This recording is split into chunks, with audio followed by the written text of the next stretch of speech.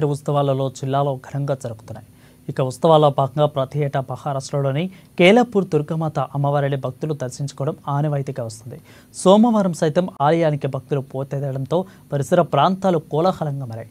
ఆదిలాబాద్ జిల్లా నలుమూలల నుంచే కాకుండా మహారాష్ట్రలోని పలు ప్రాంతాల నుండి పెద్ద ఎత్తున తరలిరావడంతో ఆ ప్రాంతమంతా జనసంద్రంగా మారింది.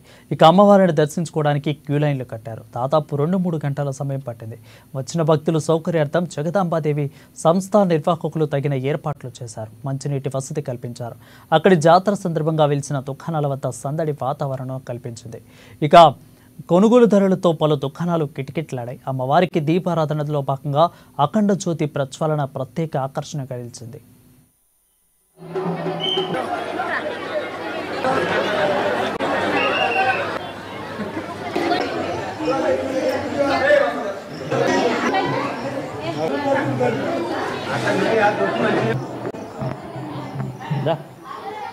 साल से आ रही है, बहुत अच्छा लगता ప్రతి సంవత్సరం వస్తాం దర్శనానికి. అమ్మవారి దర్శనం చేసిన తర్వాత చాలా మంచి జరుగుతుంది. అంతే మనకి ఏదైనా కోరికలు ఉన్నా కానీ ఏదైనా దుష్ట శక్తులు ఏదైనా. ఇది బాగా ఫేమస్. ఇది కేలాపూర్లో గత 20 సంవత్సరాల నుంచి మేము బాగా నమ్ముకొని వస్తున్నాము. ప్రతి సంవత్సరం నమ్మకమైన మాతాజీ మాకు అనుకున్న పనులు తప్పకుండా అవుతాయి మాత ద్వారా. నిర్మల్ నుంచి చాలా ఆనందంగా ఉంది. ప్రతి సంవత్సరం ఇక్కడికి వస్తాం. చాలా దయగల అమ్మ.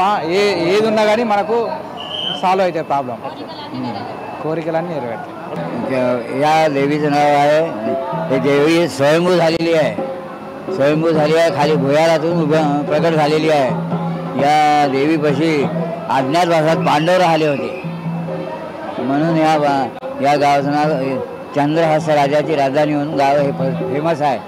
चंद्रहास्य राजा कुंतलापुर, तो अभी उसका केलापुर हो गया. ऐसा इसका इतिहास है कि माहूर से केलापुर आता है और केलापुर से महांकाली चंद्रपुर है ना.